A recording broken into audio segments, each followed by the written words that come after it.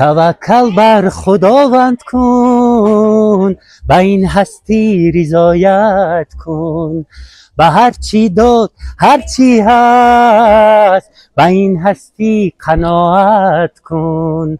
همه چی رو بالا میشد، هر چی خواهد خدا میشد.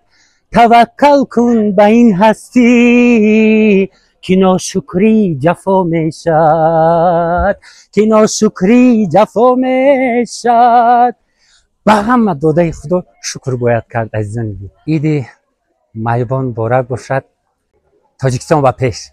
یک سرود برای عزیزان دل. ای عکس رخ جان به ادای دل را چون معجزه عیسی، تبتی شده حیران سخنهای تو جانا با لب گویا.